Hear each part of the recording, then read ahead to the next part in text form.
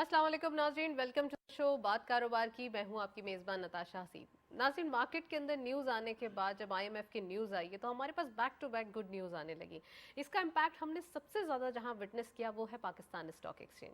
Pakistan stock exchange की कारकर्दगी हम देख रहे हैं, अब तक 9% का इजाफा हो चुका है, यानी कि 45,500 साइकोलॉजिकल बैरियर अबव क्लोजर होना। इट मीन्स के इंटरेस्ट जो इन्वेस्टर्स का है वो बढ़ता हुआ दिखाई दे रहा है, कॉन्फिडेंस लेवल बढ़ गया है और मार्केट के अंदर जो चार्म था, जो एक्साइटमेंट थी, वो वापस आ चुकी है। यानी कि अब इन्वेस्टर्स हम देख रहे हैं कि पार्टिसिपेट कर रहे हैं, उनमें एक एंथुजियाज्म है जिस पार्टिसिपेशन को हम मिस कर रहे थे और फाइनली वो वर्कआउट करते हुए दिखाई दे रहा है। तो आज के दिन भी हमने देखा। साथ साथ अगर हम बात करें कि ये लेवल्स कब थे, तो ये लास्ट ईयर ये लेवल्स देखे गए थे और उसके बाद अब देखे जा रहे हैं, यानी कि तकरीबन 1 से 1.25 साल बाद ये अच्छे नंबर्स मार्केट के अंदर देखे जा रहे हैं। और अगर इन्वेस्टमेंट की बात करें तो इन्वेस्टमेंट भी बहुत ज़बरदस्त, यानी कि मार्केट के अंदर जितना एक अमाउंट का काम हो रहा था वो काफ़ी अरसे से मिस किया जा रहा था। इस रीजन के अंदर काफ़ी चीप प्राइस अर्निंग मल्टीपल पे थी और अब जो है वो एक अच्छा चेंज दिखाई दे रहा है। यही अट्रैक्टिव वैल्यूएशन को अगर ग्रैप कर लिया जाए तो इन्वेस्टर्स काफ़ी अमाउंट बिल्डअप कर सकते हैं और मार्केट कैप भी जो है वो इंक्रीज हो रहे हैं डेली बेसिस पे। 536 बिलियन रुपीज़ का काम डेली बेसिस पे हो रहा है। इट मीन्स कि बहुत ज़बरदस्त ये चेंज है। फर्स्ट सेगमेंट देखते हैं।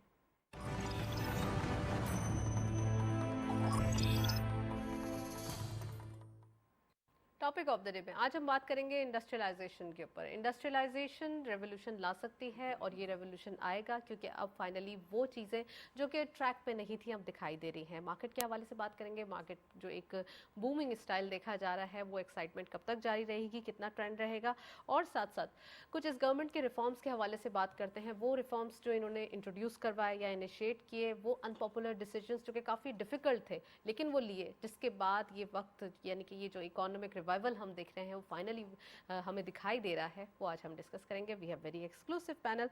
शारिक वोरा साहब ने हमें ज्वाइन किया है। आप फॉर्मर प्रेसिडेंट हैं केसीसीआई के, उनको खुशामदीद कहते हैं। अस्सलाम वालेकुम सर, अस्सलाम वालेकुम। Welcome to the show. और हमारे साथ मौजूद हैं मियां जाहिद साहब। आप हैं chairman national business group of Pakistan के, उनको भी खुशामदीद कहते हैं। अस्सलाम वालेकुम जाहिद साहब, वेलकम टू द शो।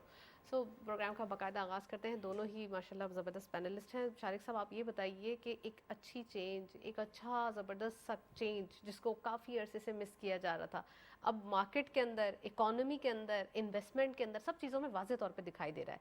आप क्या देख रहे हैं? और ख़ासकर जैसे मैंने टॉपिक में कहा कि इस गवर्नमेंट ने काफ़ी डिफ़िकल्ट इनिशिएटिव्स लिए, उसके बारे में भी जिक्र कीजिएगा। बिस्मिल्लाहिर्रहमानिर्रहीम। थैंक यू नताशा, आपने अपने प्रोग्राम में इनवाइट किया। मैं ये समझता हूँ कि जो ये गवर्नमेंट है, कोलेशन गवर्नमेंट मुख्तलिफ पार्टीज़ की, जी। इनको बहुत बड़ा क्रेडिट इसलिए जाता है कि इन लोगों ने अपना जो पॉलिटिकल एसेट है उसको स्टेक लगाया। क्योंकि जिस वक्त पीडीएम की गवर्नमेंट बनी और इन्होंने मुल्क के हालात संभाले, उस वक्त Pakistan probably on the verge of economic collapse था। और इकोनॉमिक कोलैप्स से ज़्यादा जो चैलेंज था उस वक्त ये था कि पाकिस्तान दुनिया में आइसोलेट हो गया था, अलग होके रह गया था। बिल्कुल। और वो इस चीज़ की निशानदेही कर रहा था कि पाकिस्तान आहिस्ता आहिस्ता मज़ीद मुआशी प्रॉब्लम्स में चला जाएगा। अच्छा। तो ऐसे वक्त में जब उन्होंने हम्म। अपने गवर्नमेंट संभाली, तो मैं समझता हूँ कि एक तो क्रेडिट ये उनको बहुत जाता है। अनफॉर्चुनेटली ये हुआ कि पूरी दुनिया में पिछले एक साल में जिस बुरी तरह से सप्लाई चेन, यूक्रेन वॉर और इन्फ्लेशन के असरात आए, वो पाकिस्तान में भी आए। लेकिन हमने ये देखा कि ये गवर्नमेंट जो है ये अपने फोकस पर रही और उसका फ़ायदा ये हुआ कि आज आईएमएफ ने अपना प्रोग्राम रिवाइव कर दिया, आज सऊदी अरब ने कॉन्फिडेंस शो कर दिया, प्रॉबेबली कल यूएई से भी उम्मीद है कि $1 या $2 बिलियन आ जाएंगे, प्लस चाइना का जो नेक्स्ट रोल ओवर है प्रॉबेबली वो भी $3.5 बिलियन का है। तो इन 3 मंथ्स टाइम इंशाल्लाह भी देखेंगे, हम देख रहे हैं कि कोई 11 to 12 बिलियन के फॉरेन एक्सचेंज रिजर्व हो जाएंगे। अब ज़रूरत इस चीज़ की है कि इसको कैपिटलाइज हमने कैसे करना है। ठीक है। तो होपफुली, जैसे कि आपने अपनी अभी इंट्रो में बताया कि स्टॉक मार्केट जो है वो 45,000 पॉइंट पे चली गई है और ये 1 डेढ़ साल के बाद हुआ है। अभी भी स्टॉक एक्सचेंज में इन माय बहुत गुंजाइश है। ओपिनियन बहुत गुंजाइश है, इसलिए कि जो हमारी इक्विटी जो शेयर्स हैं उनकी प्राइस लेवल्स अभी बहुत कम है और बिल्कुल। वो जैसे जैसे लोगों का कॉन्फिडेंस आएगा और नेक्स्ट जो मार्केट में लोग जिस चीज़ की निशानदेही कर रहे हैं वो ये कर रहे हैं कि ये next is the property market probably. तो प्रॉपर्टी मार्केट की डेवलपमेंट में भी स्टॉक मार्केट के बाद एक बूम जो है वो एक्सपेक्टेड है। Right. ऑल इन ऑल मैं समझता हूँ कि पाकिस्तान के अच्छे दिन जो हैं वो इंशाल्लाह शुरू हो गए।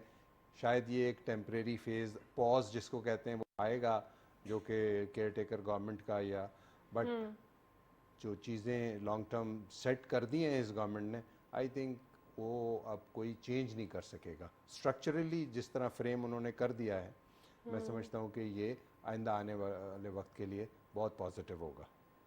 शारिक साहब ने काफ़ी डिटेल नहीं बल्कि एक एक ऊपर ऊपर कमेंट में सब कुछ बता दिया है। जाहिद साहब, आप क्या समझते हैं, गवर्नमेंट ने एक कॉस्ट पे किया है अपने पॉलिटिक्स का? क्योंकि हम ये देख रहे हैं इतने मुश्किल डिसीजंस के बाद तमाम चीज़ें तो सेट हो गई हैं, लेकिन उन्होंने क्रिटिक्स भी साथ साथ लिया है। आप क्या समझते हैं, ये तमाम सहरा, ये तमाम जो मुल्क की हालात बेहतर हुए हैं, उन्हीं को क्रेडिट जाता है? आप इसको कैसे डिफाइन करेंगे और आने वाले दिनों को कैसे देखते हैं आप? देखिए, मैं आपको याद दिलाऊं कि 11 अप्रैल 2022 जब शहबाज शरीफ साहब प्राइम मिनिस्टर बने थे, तो उस दिन स्टॉक मार्केट कोई 1700 पॉइंट बढ़ी थी, और उस दिन स्टॉक मार्केट हमारी कोई 46,000 पॉइंट्स पे थी। बिल्कुल। और आज हमारी स्टॉक मार्केट जो है 45,500 पे है, और जब आईएमएफ का इन्होंने एग्रीमेंट साइन किया था स्टाफ लेवल, तो उस दिन शायद कोई 1500 पॉइंट्स बढ़ी थी, और बिल्कुल आज ऐसे ही 500 पॉइंट्स बढ़ी है।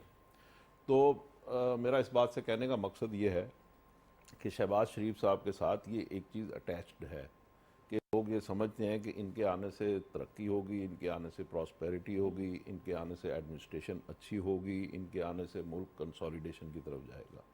अब अनफॉर्चुनेटली जो इनको इनहेरिट चीज़ें मिली थी, और जिस तरीके से मुल्क की इकॉनमी जिस तरीके से मैसअप थी और स्पॉइल्ड थी, और हर आदमी, हम सब जानते हैं, लेकिन चूंकि फिर इनके आने के बाद महंगाई ज़्यादा बढ़ गई, जो कि उसी का फ्रूट थी, जो हमने जो पिछली इकॉनमी के जो उनके डिसीजंस थे। क्योंकि देखिए, मैं पहले भी प्रोग्राम में आपको बता चुका हूँ कि इनकी, यानी खान साहब के दौर में $60 बिलियन टोटल इनकम थी, जिसमें फॉरेन रेमिटेंस और एक्सपोर्ट मिला के, और टोटल एक्सपेंडिचर यानी इंपोर्ट्स हमारी जो थी वो $80 बिलियन की थी। तो वो जो $20 बिलियन का हमारा करंट अकाउंट डेफिसिट था, वही लेके फिर उसके बाद जो हमारी महंगाई अब डबल डिजिट पे गई, 39% पे गई। जब या आप पास्ट फिर की बात कर ही रहे जाहिद साहब, तो एक टर्फ के ऊपर भी रोशनी डालते चले ना। मैं उस पर भी आता हूँ। तो ये जो इस तरह की चीज़ें थी, उनके करने से ये सारा प्रॉब्लम राइज हुआ, और इस गवर्नमेंट को मैं जो कह रहा हूँ कि इनहेरिट की ये सारी चीज़ें, उसकी वजह से उनको समेटते समेटते समेटते अब ये यहाँ पे आए। और आपको याद होगा कि हमारे यहाँ इन्फ्लेशन 39% पे जाके अब पिछले महीने 29 पे आ गई है। बिल्कुल। तो अब चीज़ें जो हैं वो बेहतर होना शुरू हुई हैं। अच्छा, अब हम आईएमएफ की अगर बात करें, तो आईएमएफ के साथ जितने एग्रीमेंट खान साहब ने किए, और उनके 3 वज़राए ख़जाना थे जिन्होंने वो सारे एग्रीमेंट्स किए, और फिर उन्होंने उसको बिट्रे किया। जब उन्होंने बिट्रे किया कि जी हर वज़ीर ख़जाना आता है और उसको बिट्रे करता है, तो फिर पाकिस्तान की एक जो क्रेडिट हिस्ट्री है आईएमएफ के साथ, वो ज़ाहिर है कि ख़राब होनी थी। और अब आईएमएफ ने अब जो हमारे साथ ये अपना एग्रीमेंट साइन किया है स्टाफ लेवल, तो इसमें उन्होंने हमें लकीरें निकलवाई, नाको चने चबवाए, और उसमें फिर आप इनकी देख लें हमारे प्राइम मिनिस्टर की कंडीशनैलिटीज रखवाई। बिल्कुल। और फिर उसमें देखें कि हमारे प्राइम मिनिस्टर, मैं क्रेडिट 100% दूंगा इसहाक डार साहब को भी, कि लोग उनको क्रिटिसाइज करते हैं, लेकिन वो शख्स डटा रहा, और उन्होंने अपना जो व्यू पॉइंट है वो बिल्कुल सही प्रोफेशनली उसको एम्फेसाइज किया, और प्राइम मिनिस्टर ने उनको फुल सपोर्ट किया, और प्राइम मिनिस्टर ने फिर इस मिशन को लेके आगे बढ़े, और फिर पेरिस में जाके जो उन्होंने उनके साथ मुज़ाकरात किए उनके एमडी के साथ, फिर उन्होंने अमेरिका को भी एंगेज किया, अपने दोस्त मुल्कों को भी एंगेज किया, जिसमें चाइना ने हमें बड़ी सपोर्ट की, जिसमें सऊदी अरब ने, कतर ने, यूएई ने हमारी बड़ी सपोर्ट की, टर्की ने बड़ी सपोर्ट की। क्योंकि देखिए, एक इंटरनेशनल अरीना में आपको एक माहौल बनाना पड़ता है, तो उसमें हमारी खारजा पॉलिसी में बिलावल भुट्टो जरदारी साहब ने बड़ा रोल अदा किया, और इस तरीके से करके ये एक जॉइंट एफर्ट थी, जिसमें आर्मी चीफ को बजा तौर पे हमें एक्नॉलेज करना चाहिए कि इस तरीके से, क्योंकि अब आगे देखें ना, केयर टेकर गवर्नमेंट आ रही है, तो फिर उस वक्त हमारे मुल्क में कंसिस्टेंसी की गारंटी कौन करेगा? तो ज़ाहिर आर्मी करेगी। तो इस तरीके से करके फिर वो सारी चीज़ें करके, और इस गवर्नमेंट ने बड़ी, ये जो रायता फैलाया था हमारे दोस्तों ने, वो सारा रायता इनको साफ करना पड़ा, और इन्होंने उसको समेटा, और समेट के आज आप देख लीजिए कि अब हमारे यहाँ जो पॉलिटिकल स्टेबिलिटी भी आ रही है। इतने आपने जो रायता फैलाया की बात कर रहे हैं, इतने ज्यादा इस पे चैलेंजेस भी आ गए जो कि एक नेचुरली थे। मैं जो रायता की बात कर रहा हूँ, सॉरी, मैं जो रायता की बात कर रहा हूँ, वो देखें शौकत तरीन साहब की जो टेलीफोनिक कन्वर्सेशन थी दो बुराए खजाना के साथ कि IMF को ये जो आपने श्योरिटीज दी हैं वो विदड्रॉ कर लो, तो ये सब रायता फैलाने वाली बातें हैं ना। तो ये सारा जो कुछ किया उसके बावजूद इस गवर्नमेंट ने बड़ी कामयाबी से ये सारी चीज़ों को वाइंड अप किया, मैसअप को क्लियर किया, और अब ये स्टाफ लेवल एग्रीमेंट होने के बाद अब आप देख लीजिए कि हमारे यहाँ पॉलिटिकल स्टेबिलिटी भी आ रही है, हमारे यहाँ जो मुआशी स्टेबिलिटी है वो भी आ रही है, स्टॉक मार्केट का भी कॉन्फिडेंस बहाल हो रहा है, बिजनेसमैनों का हमारा जो है कॉन्फिडेंस बहाल हो रहा है। आल दो कि हमारे प्रॉब्लम्स वहीं के वहीं हैं, जूं के तू हैं, लेकिन ये कॉन्फिडेंस बिल्डिंग मेजर्स हैं जो भी हमारे सामने आ रहे हैं। यानी हमारे प्रॉब्लम वो है क्या, कॉस्ट ऑफ डूइंग बिजनेस हमारी वैसे की वैसे हाई है। जाहिर है कि जब तक हम अपने यहाँ इस्लाहात नहीं करेंगे, स्टेप बाय स्टेप ही सही होगा। मैं यही कह रहा हूँ कि अभी सिर्फ कॉन्फिडेंस मेजर्स लिए गए हैं, अभी करेक्टिव मेजर्स आने हैं, और वो भी इंशाल्लाह आएंगे कि हमारे यहाँ बिजली की कॉस्ट इंशाल्लाह कम होगी, हमारे यहाँ गैस की कॉस्ट कम होगी, बिजली और गैस की सप्लाई बेहतर होगी, cost of doing business overall बेहतर होगी, एनवायरनमेंट ओवरऑल बेहतर होगा। ये सारी चीज़ें इंशाल्लाह बेहतर होंगी, इसलिए कि जैसे प्राइम मिनिस्टर परसों कह रहे थे कि हमारा ये नहीं है किस्मत, कि हमारी आयरनी ये नहीं है कि हम इस तरीके से इतने मुश्किल हालात में ही हमने चलना है। और उन्होंने कहा कि जी दूसरों के लिए मशीन होगी जो कंप्यूटर दे रहे थे, तो मेरे लिए ये मिशन है। मैं ये समझता हूँ, मैं भी क्रिटिक हूँ गवर्नमेंट का, मैं कभी इस तरह से नहीं करता, लेकिन मैं ये समझता हूँ कि ये जो एक्शन लिए जा रहे हैं, स्टेप्स लिए जा रहे हैं, they were very much needed and they were very much over due.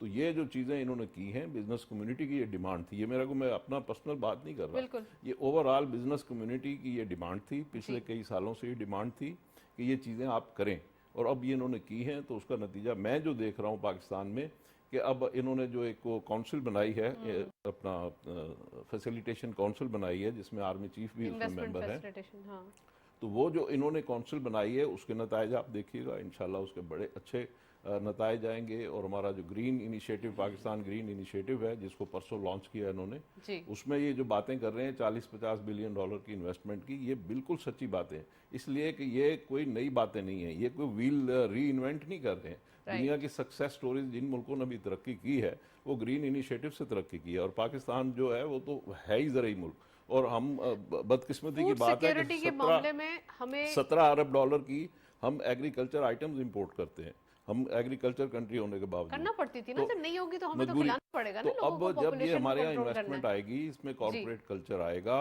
और इसमें साथ देखें इसमें बड़ी कामयाबी क्या है कि आपने एक चीज़ पैदा करनी है, यानी पैदावार बढ़ानी है, ग्रो करनी है, और बायर साथ मौजूद है जिसने वो चीज़ इंपोर्ट कर लेनी है। तो इस तरीके से हमारे पास उसमें डॉलर टर्म में उसकी जो सेल्स प्रोसीड हैं वो भी गारंटीड है, प्रोडक्शन भी गारंटीड है, in term of corporate farming. ये सारी चीज़ें जो हैं अल्हम्दुलिल्लाह ऑन बोर्ड हैं, और ये सारी चीज़ें चलेंगी, और आप देखिएगा हम अपनी आंखों से इंशाल्लाह पाकिस्तान की किस्मत बदलते देखेंगे। पाकिस्तान की किस्मत बदलनी है इंशाल्लाह ताला, इसमें कोई दो राय नहीं है। शारिक साहब, मैं आपसे पूछना चाहूँगी कि रिफॉर्म्स के हवाले से बात करेंगे। जाहिद साहब ने काफ़ी डिटेल बताई है कि चीज़ों को कैसे कैसे मैनेज किया गया, फ्लड आ गया, फ्लड के वो चैलेंजेस भी निपटे गए जिन्होंने first time in the history देखे गए, और साथ साथ पूरी दुनिया में सिर्फ हम ही इंडिविजुअल कंट्री थे जिसको ऐसे चीज़ें भुगतना पड़ी। आप क्या समझते हैं कि अब गवर्नमेंट के पास क्या चैलेंजेस हैं फर्दर, और आने वाले दिनों के लिए जो IMF की जानिब से कंडीशनैलिटीज़ हैं रिफॉर्म्स की, वो कैसे साबित होंगी? नताशा, IMF की जो कंडीशनैलिटीज़ हैं उसका दारो मदार तो हमारी परफॉर्मेंस से होगा। अगर हमारे टैक्स रेवेन्यूज़ बढ़ेंगे, हमारी एक्सपोर्ट बढ़ेगी, हमारे लॉसेस कम होंगे, हमारी स्टेट ओन एंटरप्राइजेस पे जो 600-700 अरब रुपए सालाना हम जला देते हैं, लिटरली जला देते हैं, इस किस्म के अगर मेजर्स हम नहीं लेंगे तो IMF की नेक्स्ट कंडीशनैलिटीज़ शायद इससे भी ज़्यादा ख़राब होंगी। देखें, प्राइम मिनिस्टर साहब ये बोल रहे थे अब हमें जाना नहीं पड़े, ऐसा हम दुआ गो कि हमें जाना ना पड़े। जी अल्लाह करे ऐसा हो। देखें, बहुत सारी चीज़ें मैं समझता हूँ कि प्राइम मिनिस्टर साहब की दुआओं से नहीं होगी, बहुत सारी चीज़ें हम लोगों के काम करने से होंगी एज अ नेशन भी हमें करना पड़ेगा, कुछ टैक्स देना, या मियां जाहिद साहब या Natasha, everybody has to work. तो आई थिंक के गवर्नमेंट ने और प्राइम मिनिस्टर साहब ने तो अपना काम बहुत अच्छा कर लिया। आई थिंक बहुत सारी रिस्पॉन्सिबिलिटी बिजनेस कम्युनिटी पर भी है, इंडस्ट्रियल कम्युनिटी पर भी है, ट्रेडर्स पर भी है। अनफॉर्चुनेटली हमारा जो टैक्स कल्चर है वो बहुत ख़राब है। हम टैक्स देने को शायद बहुत बुरा समझते हैं, और जितना देते हैं उसमें भी कम देते हैं, छुपा और लेते हैं। उसमें भी चोरी करते हैं। और इसमें पाकिस्तान का आज जो टैक्स टू जीडीपी रेशो है from 11.5% in 2016 has come down to 8.5% in 2023। तो आप अंदाज़ा करें कि एक वो मुल्क जिसकी आबादी बढ़ रही है उसके टैक्स कम रेवेन्यूज़ हो रहा कम हो रहे हैं, जिसकी हाँ। आबादी बढ़ रही है उसकी एक्सपोर्ट कम हो रही है, और जिसकी आबादी बढ़ रही है उसके महसूलात कम हो रहे हैं। तो ये ऐसे इंडिकेटर्स हैं जिसका कि लॉन्ग टर्म में हमको बहुत सीरियस लेवल पे कंसिडर करना है, नंबर वन। नंबर टू, जो आपने बात की कि क्या कंसोलिडेशन एफर्ट कर सकते हैं ताकि बाद में जो आईएमएफ की कंडीशनैलिटीज़ हैं वो पूरी भी हो जाएं, और जी नेक्स्ट जो हमारा आईएमएफ का प्रोग्राम हो वो हमारी कंडीशंस पर हो। जी देखिए, दुनिया में सब मुल्क जो हैं वो क्रेडिट लेते हैं, क्रेडिट लेना कोई बुरी बात नहीं है, लेकिन क्रेडिट को वक्त पे पेमेंट करना, डेट सर्विसिंग जो है वो अहम है। अभी पाकिस्तान का नुकसान क्या हो रहा है कि हम तरक्याती कामों पर खर्च नहीं कर पा रहे। आपने देखा more than 7 trillion rupees, 7.8 trillion, यानी कि जी जी हमारा पैसा जो है वो सिर्फ गवर्नमेंट ने जो पैसा लिया हुआ है उसकी सूद की अदायगी में लग जाएगा, लग जाता है जी। राइट। बाकी पैसा जो बचेगा वो सूबों को जो मिल जाएगा, जो प्रोविंस की एलोकेशन है। End of the day federal government के पास कुछ नहीं बचेगा। तो शारिक साहब, अब तो ऐसे मेजर्स लेना पड़ेंगे ना जिससे नए एवेन्यूज खुले ताकि रेवेन्यू जनरेट हो सके। तो आप नहीं नताशा, समझते नए एवेन्यूज जो है ना, प्राइवेटाइजेशन की भी बात हो रही है सर? इसको एक पैराडाइम शिफ्ट चाहिए, पाकिस्तान को एक पैराडाइम जी। शिफ्ट चाहिए। पाकिस्तान के 4 सूबे, पाकिस्तान में जब तक प्रोविंशियल इकोनॉमी के थ्रू प्रोविंशियल टैक्सेस और प्रोविंस के रेवेन्यूज नहीं बढ़ेंगे उस वक्त तक पाकिस्तान का ना इंडस्ट्री तरक्की करेगी, ना ट्रेड तरक्की करेगी, ना ज़राअत तरक्की करेगी। आज भी पाकिस्तान का जो एग्रीकल्चर है जी वो अंडर द डोमेन प्रोविंस है। हम ये जो समझते हैं ना कि फेडरल गवर्नमेंट कुछ कर लेगी ज़राअत की तरक्की में, कुछ नहीं कर सकती। This is a misconception. This is the reason कि अब वो ग्रीन इनिशिएटिव लिया गया ताकि थोड़ा सा तो इसको देखा जाए ना, एक अच्छा लेकिन वो रकबा। प्रोविंसेस करेंगे, इसलिए कि एग्रीकल्चर जो है वो प्रोविंसेस का डोमेन है, फेडरल गवर्नमेंट का डोमेन नहीं है। तो गवर्नमेंट को ये चाहिए, चाहे ये गवर्नमेंट हो, केयर टेकर हो, आने वाली गवर्नमेंट हो, कि वो प्रोविंसेस को एम्पावर करें कि वो अपने लोगों को मॉडर्नाइजेशन की तरफ लेकर जाएं, मॉडर्न इक्विपमेंट्स दें, road to market to farms जो हैं वो रोड्स का इंफ्रास्ट्रक्चर हो, इंफ्रास्ट्रक्चर दें, हाँ। जो आपके वेयर हाउसिंग है टेम्परेचर कंट्रोल वो दो, Storage ताकि rooms हैं, आपकी हाँ। जो ज़रूरी अजनास हैं वो ज़ाया ना हो। और जो सबसे इम्पॉर्टेंट चीज़ है वो ये है कि पाकिस्तान की एक्सपोर्ट कैसे बढ़ेगी। पाकिस्तान की एक्सपोर्ट ऐसे बढ़ेगी जब आप लोगों को एक्सपोर्ट के लिए खाम माल दरामद करने की खुली इजाज़त देंगे। सर दे दी ना, अब तो हो गई ना ये तो। अभी भी हो गई, लेकिन बहुत सारे लोग ये कहते हैं कि शायद वो अभी पेपर पर है, अभी प्रैक्टिकली नहीं है। होपफुली ये जब फंड्स हमारे पास आ जाएंगे तो वो भी हो फिर, जाएगी। हाँ, लेकिन इसके साथ साथ ज़रूरत इस बात की है कि उन पर जो स्ट्रक्चर, जो ड्यूटीज़ हैं, टैरिफ ड्यूटीज़ हैं, आरडीज़ हैं, इम्पोर्ट ड्यूटीज़ हैं, उनको कम किया जाए। इसलिए कि जब तक एक्सपोर्ट का रॉ मटेरियल कंपेटिटिव नहीं होगा, एक्सपोर्ट आपकी कंपेटिटिव दुनिया में नहीं होगी। तो आई थिंक ये पूरे इस निज़ाम को एक रिव्यू की ज़रूरत है। तो अगेन फिर वही हमें रिफॉर्म्स की ज़रूरत है। जाहिद साहब, एक तरफ ये कहा जाता है कि रीजनल competitiveness बढ़ाने के लिए हमें जो है सब्सिडाइज चीज़ें दें टैरिफ के पॉइंट ऑफ व्यू से। एक तरफ आईएमएफ कहता है कि आपको कोई सब्सिडी नहीं देनी है, और ये बात भी बेहतर है कि आप सब्सिडी देने की ज़रूरत क्या है, काफ़ी अरसे से जब सब्सिडी मिली थी तो आपने क्या कर लिया। तो आप ज़रा इस चीज़ को डिस्क्राइब करें कि हमें क्यों रीजनल कंपेटिटिवनेस को आगे बढ़ाने के लिए जो है वो हमेशा सब्सिडी चाहिए होती है, खासकर वो सेक्टर जिनको काफ़ी अरसे से दी जा रही है, जिसमें टेक्सटाइल है और भी बहुत सारे हैं, शुगर इंडस्ट्री है। तो इसको ज़रा फोकस करें। देखिए, बात यह है, एक तो ये मिसकंसेप्शन है कि जब आपके यहाँ 600 अरब रुपए बिजली के सेक्टर में लॉसेज हैं और वो लॉसेज जो हैं, जो बिल पे करते हैं लोग, वो आप उन पे लोड कर देते हैं, ठीक। जी 3000 अरब रुपए की हमारी सर्कुलर डेट है। तो हमारे यहाँ जो बिजली की कीमत ज़्यादा है उसकी ये बुनियादी वजह है, जो 600 अरब रुपए जी, के जी। लॉसेज मैंने आपको बताए, ठीक। अब जब इन चीज़ों को हम ठीक नहीं कर पाते तो इसका मतलब है हमारी बिजली की कीमत ज़्यादा होगी। कीमत ज़्यादा होगी तो हमारी कॉस्ट ऑफ डूइंग बिजनेस ज़्यादा होगी, ठीक। इसी तरीके से गैस में 200 अरब रुपए के लॉसेज हैं, उसकी वजह से हमें गैस महंगी करनी पड़ेगी। जब गैस महंगी होगी तो हमारा जो एक्सपोर्ट सेक्टर है उसको बिजली और गैस दोनों महंगी मिलेंगी। जब महंगी मिलेंगी तो फिर ज़ाहिर है कि वो कॉम्पिटिटिव नहीं होगा इंटरनेशनल मार्केट में। लोकल तो ठीक है, अगर मैं लोकल एक चीज़ बना के और लोकल बेच रहा हूँ तो मेरी कैप्टिव मार्केट है, तो वहाँ तो मैं एब्जॉर्ब कर लूँगा। लेकिन जो एक्सपोर्ट मार्केट है तो उसमें तो मेरी चीज़ें महंगी होंगी, वो कैसे बिकेंगी? तो इसका मतलब यह है कि हमें वो जो हम सब्सिडी का वर्ड यूज़ करते हैं वो गलत है। हमें उनको वो प्राइस देनी है जो कॉम्पिटिटिव प्राइस हो, जो इंटरनेशनल कॉम्पिटिटिव प्राइस हो, जो हमारे नेबरिंग कंट्रीज में जो बिजली और गैस की प्राइसेस है। जब वो प्राइसेस हम अपने एक्सपोर्टर को देंगे तो उसकी कॉस्ट कॉम्पिटिटिव होगी, फिर वो एक्सपोर्ट के काबिल होगा। अच्छा, अब जब हम बिजली महंगी उसको दे रहे होते हैं तो उसको हम कहते हैं अच्छा ये बिजली महंगी है, चलो जी हम आपको 10 सेंट में देंगे। तो जो 10 सेंट में हम उसको बिजली देते हैं तो फिर हम उसके लिए वर्ड यूज़ करते हैं सब्सिडी, जो कि गलत है। हम उसको एक्चुअली सब्सिडी नहीं दे रहे, हम उसको एक्चुअली प्राइस एट पार करके दे रहे हैं, ठीक है। तो लिहाजा हम उसके लिए वर्ड ही गलत यूज करते हैं। तो इस तरीके से हम अपना जो एक्सपोर्ट का केस है, इंडस्ट्रीज को भी चाहिए कि आप ऑल्टरनेटिव रिसोर्सेज यूज करें, ना कि आप गवर्नमेंट पे ही बर्डन जी मैं उधर आ रहा खुद के भी। हूँ। देखें इस वक्त बहुत सारी इंडस्ट्री जो है वो अपना सोलर पे जा रही है, उन्होंने सोलर अपने पास लगा लिए हैं और सोलर के ऊपर कन्वर्ट हो रहे हैं। उसमें प्रॉब्लम यह है कि सोलर जो है वो दिन में 6 या 7 घंटे आपको सोलर मिलेगा, लेकिन उसके साथ साथ आपको बिजली भी चाहिए और उसके साथ साथ आपको गैस भी चाहिए। तो हमारा केस यही है कि हम ये कहते हैं कि जो भी हमें आप चीज़ें दे रहे हैं, एमिनिटीज़ दे रहे हैं, वो इंटरनेशनल प्राइसेस के ऊपर होनी चाहिए ताकि हम इंटरनेशनल प्राइसेस पे अपनी प्रोडक्ट सेल कर सकें और उसके नतीजे में फिर हमारी एक्सपोर्ट बढ़ेगी। अब आप देखें कि पिछले साल हमारी एक्सपोर्ट्स जो थी वो 30 अरब डॉलर थी, इस साल वो हो गई हैं तकरीबन 27, 26, 27 अरब डॉलर थी। तो हमें ये करने के लिए हमें वो चाहिए कि हम उन्हें कॉम्पिटिटिव प्राइसेस ऑफर करें जिसके नतीजे में वो एक्सपोर्ट करेंगे। तो हम एक्सपोर्टर को तोहमत लगाने की बजाय या उसको हम ये कहने की बजाय कि तुम निकम्मे हो या नाअहल हो, हमें चाहिए कि उसको एट पार कीमत हम करके दें, यानी इसको बिजनेस फिजिबल करके दें। और तो थोड़ा सा स्मॉल इंडस्ट्रीज को भी मोटिवेट करें कि अच्छा, आप थोड़ा सा आईटी पे आ जाए अगर हम, कि आईटी एक ऐसा शोबा है कि जिसमें पाकिस्तान बहुत तेजी से आगे बढ़ सकता है और उसमें एक्सेल कर सकता है। अब आईटी की हमारी एक्सपोर्ट जो है वो तकरीबन 1-1.5 अरब डॉलर की हैं, जो कि अब इनका ख्याल 2 और 3 अब आने हाँ, वाले। अब उसमें यह है कि कुछ चूंकि इनफॉर्मल एक्सपोर्ट्स भी होती है तो उसको मिला लें अगर तो 2.5-3 अरब डॉलर की हैं, जिसको हम जंप आउट करके तकरीबन को 6 अरब डॉलर पे पहुंचा सकते हैं।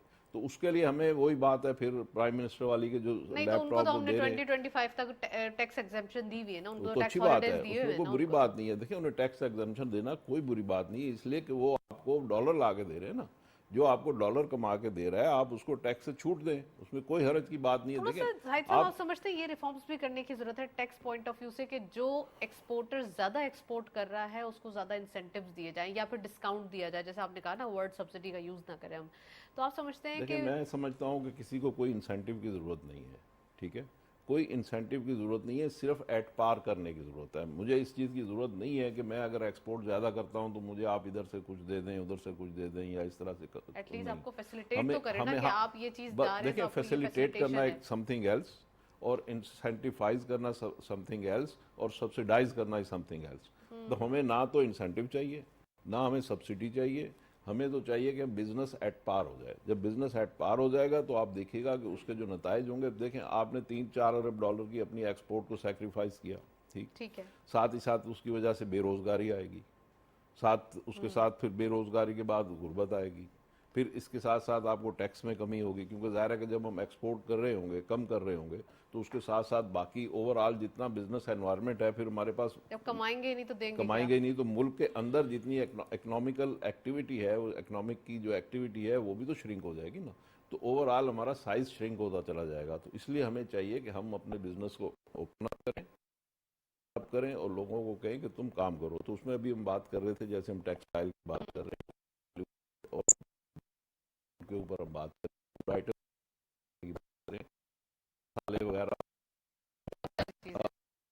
है वो दुनिया भर में बिकते हैं, तो उनको हम और ज़्यादा प्रमोट करें, हम आईटी को प्रमोट करें, हम स्टार्टअप बिजनेसेस हैं उनको हम प्रमोट करें, हम वुमेन को प्रमोट करें, हम स्मॉल एंड मीडियम सेक्टर को प्रमोट करें। तो ये सारे शोबे ऐसे हैं कि जिनको अगर हम प्रमोट करेंगे तो उसके नताइज बड़े अच्छे निकलेंगे। और वो कल्चर आपने सही कहा है कि एक घर में सिर्फ एक ही बंदा काम ना करे, आप सब और फिर ये कि ये एक बात हो रही थी अभी एग्रीकल्चर की, तो एग्रीकल्चर का ये एक ब्रांड न्यू कॉन्सेप्ट लेके आए हैं।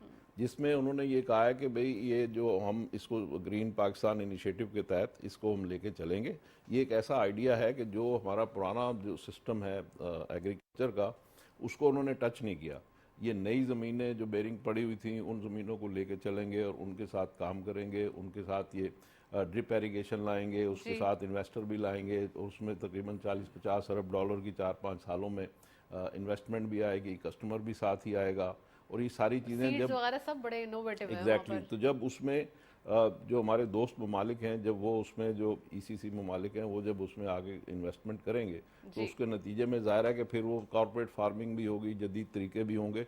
फिर वो चीज़ें देख के जो हमारे अपने किसान भाई हैं, जो पुराना हमारा एक सिस्टम चल रहा है, तो वो भी उसको देख के वो चीज़ें वहाँ पे रेप्लिकेट Adopt भी होंगी करेंगे, और वहाँ हाँ, पे भी अडॉप्शन होगी और वहाँ पे भी एक चीज़ें बेहतर होनी शुरू हो जाएंगी।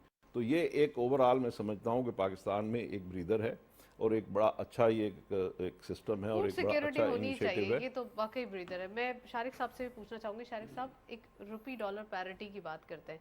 इस 2 हफ्ते के अंदर जब से आईएमएफ की न्यूज़ आई है, हमने रुपी को स्ट्रांग होते हुए देखा है। पूरी दुनिया के अंदर बेस्ट परफॉर्मिंग करेंसी भी देखी गई है। रुपी के अंदर इतनी अच्छी चेंज आना, 35 रुपीज़ का गैप आ गया है तकरीबन, जो कि 315 पे चले गई थी, अब 377 या 376 पे आ रही है, 276 पे। आप समझते हैं कि डॉलर जो है वो अब अगेन डिप्रिसिएशन की तरफ जाएगा, दोबारा रुपये अप्रिशिएट करेगा? और दूसरा ये कि एक्सपोर्टर्स जो पहले बहुत फ़ायदा कर रहे थे ना, कह रहे हैं कि भाई डॉलर की जो है वो वैल्यू बढ़ रही है तो हमें बड़ा फ़ायदा हो रहा है, तो क्या समझते हैं आप, एक्सपोर्ट पे इसका इम्पैक्ट होगा? बेसिकली पाक रुपी और डॉलर की जो पैरिटी है वो तो डिमांड एंड सप्लाई पर डिपेंड करती ठीक है। है। फैक्चुअली तो देखें कुछ भी हाँ। आप कह लें, लेकिन एक जो अनफॉर्चुनेट पार्ट है एज नेशन हमारा वो ये कि हम लोग मिनासुल कौम, चाहे वो $2000 जमा करने वाला आदमी हो जी। या $2 करोड़ का, उसका अपने मुल्क पर जो कॉन्फिडेंस है हाँ। वो नहीं है।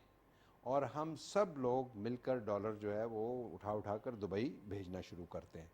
होपफुली इस दफ़ा ऐसे लोगों को नुकसान होगा, और लगता ऐसा है कि जिन्होंने बहुत सारे डॉलर दुबई में जमा करके रखे हैं उनको बहुत बड़ा लॉस होगा। अच्छा। इसलिए कि पाक रुपी जो है वो इंशाल्लाह स्ट्रेंथन होगा, और पाक रुपी की स्ट्रेंथ में फ़ायदा है। एक कॉन्सेप्ट ये है कि एक्सपोर्ट जो है वो उस वक्त बढ़ेगी जब आप अपने रुपए की कदर को कम करेंगे। ये तो हमने पिछले 50 साल में 50 दफ़ा करके देख लिया। पाकिस्तान की एक्सपोर्ट रुपए की कीमत को कम करने से कभी नहीं बढ़ी।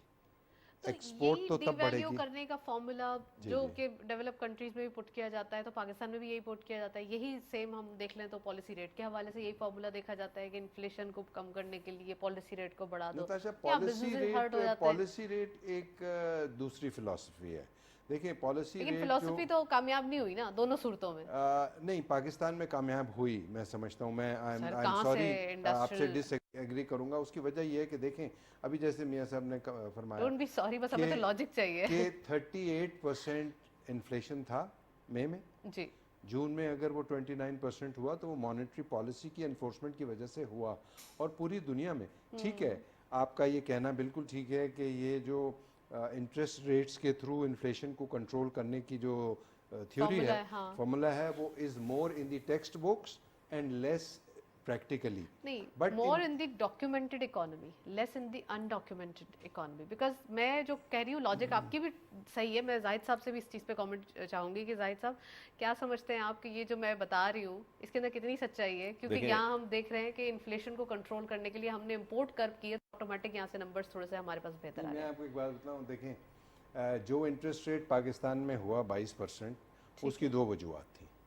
सबसे बड़ी वजह तो ये थी कि आपकी जो करेंसी डेप्रिशिएट हो रही थी, जी। आपने उसको भी मॉनेटरी पॉलिसी के थ्रू, फिस्कल पॉलिसी के थ्रू कंट्रोल करना होता है, प्लस आपने इन्फ्लेशन को कंट्रोल करना होता है। अगर ये ना किया होता तो आई एम श्योर कि ये डॉलर आज 350 रुपये का, जो आप और हम क्रिटिसाइज़ कर रहे हैं कि 320 का हो गया तो ओपन मार्केट में, वो 350 से या उससे भी ज़्यादा का हो जाता। बट ये दुनिया में कहीं कामयाब नहीं हुआ। आप ये देखें कि टर्की में उन्होंने 8% किया अपना इंटरेस्ट रेट, जी। वन शॉट में उसको उन्होंने 8% बढ़ाया अभी लास्ट वीक में। और टर्की में जो इन्फ्लेशन जी। है वो कामयाब नहीं हुआ। इसी तरह वो इकोनॉमीज़ जो बड़ी इस्टेब्लिश्ड हैं, जैसे आपने फरमाया कि बड़ी डॉक्यूमेंटेड हैं, ये हैं वो हैं, उन इकोनॉमीज में भी इन्फ्लेशन उन्होंने थ्रू इंटरेस्ट रेट्स ही कंट्रोल किया। आई थिंक मॉनेटरी पॉलिसी में कोई इशू नहीं। हाँ, ये ज़रूर है कि हम as responsible citizens of the country, हमारा कोई इतना अच्छा बिहेवियर नहीं रहा टुवर्ड्स आवर कंट्री। हम लोगों ने हवाले वालों को खूब पैसे दिए और दुबई ग्रे में इकोनॉमी को डॉलर हमने encourage इनकरेज किया। तो आई थिंक उसके लिए रूल्स बनने चाहिए। वो लोग जो डॉलर बाहर लेकर जाते हैं उनके बारे में इन्वेस्टिगेशन होनी चाहिए, ताकि स्टेट जो है वो ऊंची होनी चाहिए, लोग और हमारा फ़ायदा नीचा रहना चाहिए। बाद में हो फायदा, लेकिन आप पहले से जो है वो रियासत का सोचना पड़ेगा। जाहिद साहब, एक तरफ इन्होंने लॉजिक बताई, मैं एक तो आपकी भी लॉजिक सुनना चाहूंगी, और दूसरा ये कि ग्रे इकोनॉमी के ऊपर, यानी कि हमने काफ़ी अरसे से रुपी डॉलर पैरिटी को क्रैक डाउन होते हुए देखा है स्टार्ट में कि नहीं, ये ग्रे इकोनॉमी को डिस्करेज किया जाए, किसी ना किसी तरीके से रोका जाए। फिर भी हमारे पास डॉलर वैनिश हो रहे थे, तो क्यों नहीं रोका जाता? या हमारे पास वो जराए नहीं है, या फिर हम समझ नहीं पाते ये कर कौन रहा है पीछे? देखिए, दो तीन बातें हैं। हमारे यहाँ पाकिस्तान में जो डॉक्यूमेंटेड इकॉनमी है वो 35% है, अनडॉक्यूमेंटेड इकॉनमी जो है वो 65% है। अच्छा, जो डॉक्यूमेंटेड इकॉनमीज हैं दुनिया में, वहाँ पे इन्फ्लेशन को कंट्रोल करने का तरीका होता है पॉलिसी रेट। ठीक है, वो इसलिए कि वहाँ पे तमाम की तमाम उनकी चीज़ें जो होती हैं मॉर्टगेज्ड होती हैं बैंकों में। बिल्कुल। ठीक है, तो अब वो ये देखते हैं कि फॉर एग्जांपल नताशा के पास या मियां जाहिद हुसैन के पास या शारिक साहब के पास, उनके पास सब डाटा होता है कि जी हमारे पास जो है तकरीबन फ़र्ज कर लीजिए कि जी $100 या 200 या $500 हमारे पास सरप्लस है, जो हम जाके शॉपिंग करते हैं, मार्केटों में खर्च करते हैं। वो उस मनी को सक कर लेते हैं पॉलिसी रेट के ज़रिए। जब वो मनी सक कर लेते हैं तो एक्सेसिव मनी किसी के पास नहीं होती जो जाके मार्केटों में खर्च करे, स्पेंड करे। इस तरीके से वो आपकी जो स्पेंडिंग है उसको कंट्रोल करते हैं। जब स्पेंडिंग कम होगी आपकी तो इन्फ्लेशन कम होगी। ठीक है, तो बिजनेसमैन या प्रोड्यूसर या मैन्युफैक्चरर फिर अपना प्रॉफिट घटाएंगे चीज़ों को बेचने के लिए। तो इस तरीके से फिर वो इन्फ्लेशन कम होगी।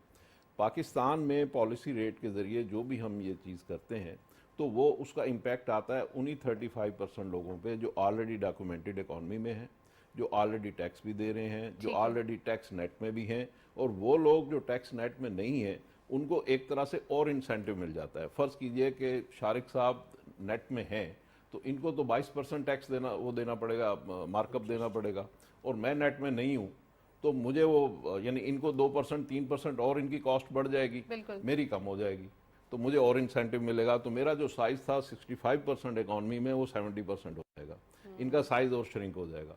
तो ये हमारे यहाँ मैं समझता हूँ कि पॉलिसी रेट के ज़रिए जो हम इंटरवेंशन करते हैं इन्फ्लेशन को कंट्रोल करने के लिए, वो फिर ये कि हमारे यहाँ लोगों की परचेजिंग पावर, जो आम आदमी गरीब आदमी है 50% लोग जो हैं वो तो वैसे ही वो उनकी परचेजिंग पावर कम होती है। एक हमारे यहाँ इन्फ्लेशन का फैक्टर और भी है, वो ये कि हमारे यहाँ पाकिस्तान में तकरीबन 12,000 अरब रुपए साल के फॉरेन रेमिटेंस आती है। जो वो आती है तो वो लोग जाके मार्केटों में शॉपिंग करते हैं, बिल्कुल। तो उसकी वजह से भी हमारे यहाँ इन्फ्लेशन होती है। तो ये इसमें मतलब एक बड़ा ये कॉम्प्लेक्स इशू है, इसको बड़ा डिटेल से एक इस चीज़ को समझने की जरूरत है। मिला जुला रुझान कहते हैं ना, मिक्स सेंटिमेंट्स है। जी हाँ। लेकिन to the long story short, अब इंटरेस्ट रेट जाता हुआ कहाँ दिखाई देगा? ये भी तो देखिए, बताएं एक ना। चीज़ और डॉलर पे भी मैं कमेंट करना चाहूँगा। देखें, बात यह है, मेरे ख्याल में डॉलर यानी रुपए को स्ट्रांग होना, या रुपया हम समझते हैं कि और स्ट्रांग हो जाएगा या डॉलर वीक होगा या आप उसकी पैरिटी जो है वो, मैं ये समझता हूँ कि रुपया जो है हमारा शायद और वीक होगा और डॉलर की कीमत और बढ़ने का एहतमाल है। उसकी रीज़न है, साफ सिंपल सी रीज़न है कि आपकी इस वक्त पाकिस्तान की जो टोटल इनकम प्रोजेक्टेड है वो $55 अरब है। ठीक है, और आपकी टोटल एक्सपेंस जो है वो तकरीबन $75 अरब है। तो जी हाँ, तो फिर वो $20 अरब का जो हमारा डेफिसिट है वो कहाँ से पूरा होगा? वो इस तरह पूरा होगा कि हम अपनी एक्सपोर्ट बढ़ाएंगे, और एक्सपोर्ट के ज़रिए ही डॉलर आने हैं, फॉरेन रेमिटेंस बढ़ाएंगे उसके ज़रिए ही डॉलर आने हैं, और तो कोई तीसरा तो कोई सोर्स है नहीं डॉलर आने का। फॉरेन इन्वेस्टमेंट है, लेकिन वो फॉरेन डायरेक्ट इन्वेस्टमेंट जो है वो ज़ाहिर है कि वो तो खुद लोग लाएंगे अपने पैसे और ख़ुद एग्रीकल्चर में लगाएंगे और ख़ुद वो ले जाएंगे, तो वो हमारे हाथ में तो उसका प्रॉफिट आएगा, लेकिन वो डॉलर हमारे हाथ में इसलिए नहीं आएंगे कि हम ये $20 अरब का जो डेफिसिट है इसको सबसाइड कर सकें। तो वो उसके लिए हमें एक्सपोर्ट बढ़ानी होगी और रेमिटेंस बढ़ानी होगी।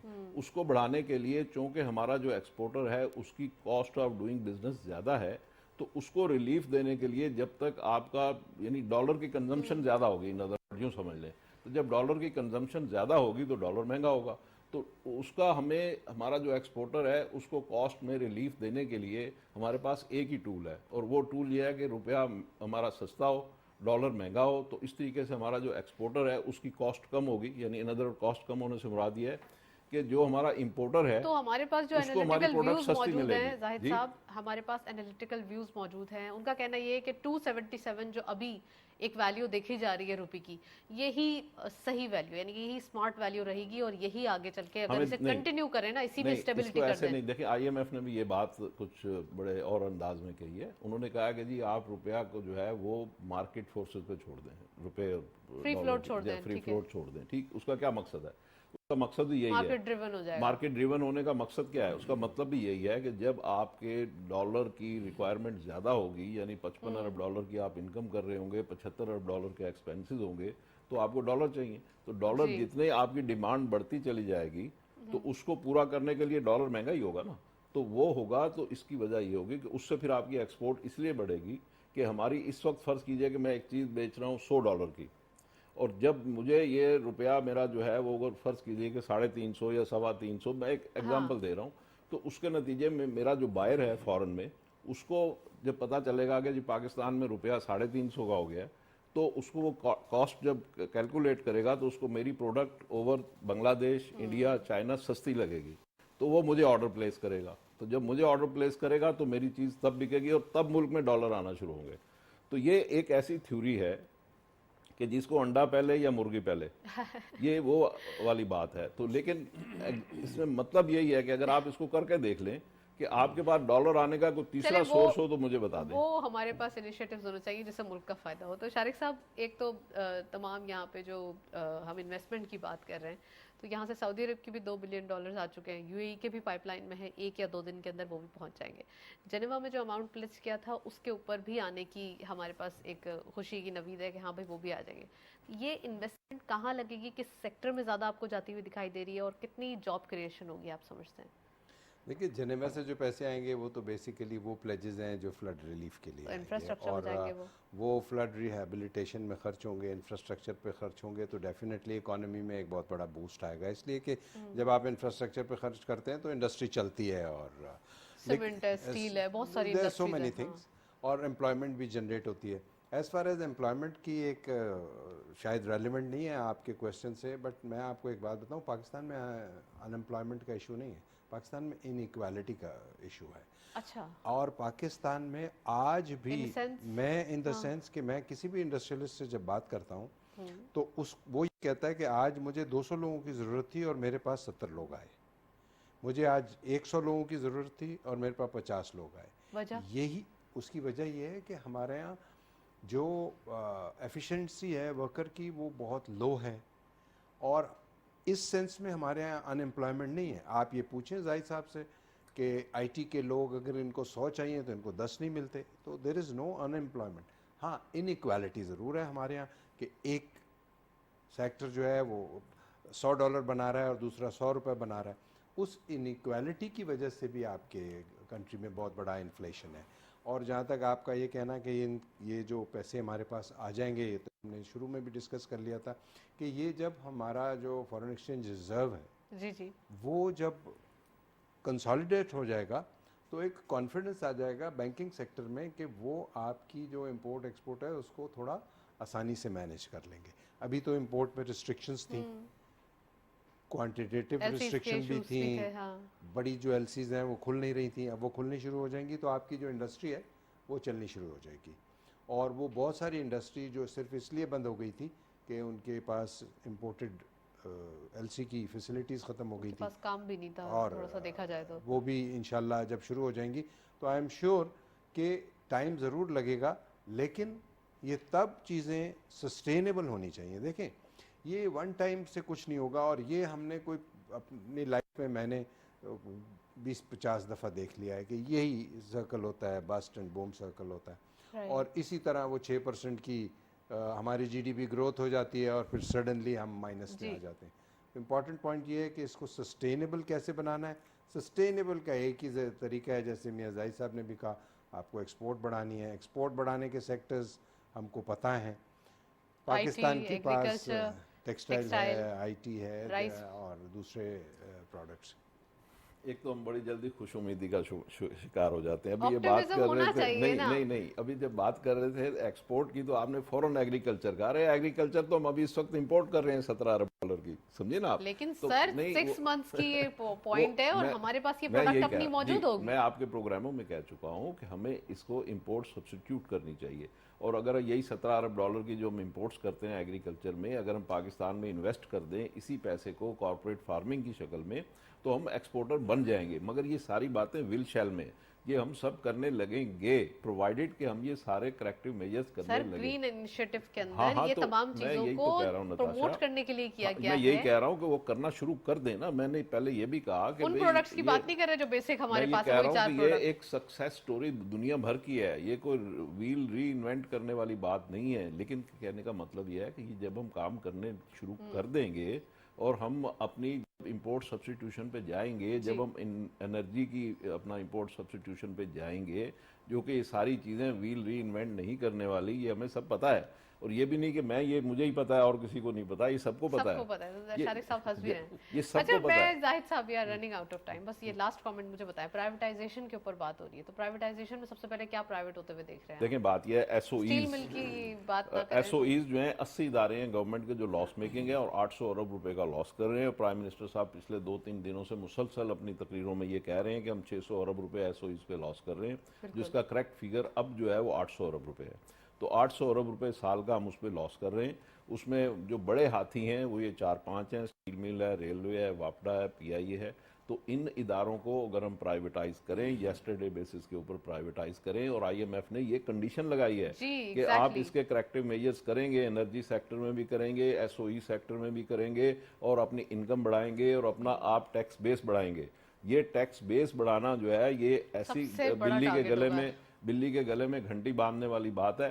आपका तकरीबन 40 अरब डॉलर का टैक्स होना चाहिए, यानी तकरीबन 12,000 अरब आपसे ट्यूशंस लेने वाली हूँ, ये जो बिल्ली के गले में घंटी बांधना और दूसरी एक दो और एग्जांपल्स दी हैं आपने, रायता फैलाना। जी जी तो, बिल्कुल। तो ये जो 12 अरब डॉलर, सॉरी 40 अरब डॉलर यानी 12,000 अरब रुपए के टैक्स हमें कलेक्ट करने चाहिए। वेयरएज के हमने जो भी टारगेट रखा है 9,400 अरब रुपए का, मुझे तो ये भी पूरा होता नजर नहीं आ रहा कि जाए कि हम 12,000 अरब। तो बात यह है कि हम 4,000 अरब रुपए के टैक्स डेफिसिट में हैं इंटरनेशनल स्टैंडर्ड के मुताबिक। सॉल्यूशन है कि टैक्स बेस जो बात की ना, टैक्स बेस बढ़ जाएगा तो ऑटोमेटिकली आपके पास न्यू रेवेन्यू टैक्स बेस बढ़ाने के लिए जब हम सीरियस एफर्ट्स करेंगे, लोगों को टैक्स नेट में लाएंगे, तो फिर आप देखिएगा कि हमारा मुल्क तरक्की करेगा। फिर हमें किसी के पास जाके कशकोल लेके घूमने की जरूरत नहीं होगी इंशाल्लाह। Well thank you so much Zahid साहब हमारे साथ मौजूद थे। शारिक साहब का भी बहुत बहुत शुक्रिया तशरीफ लाए।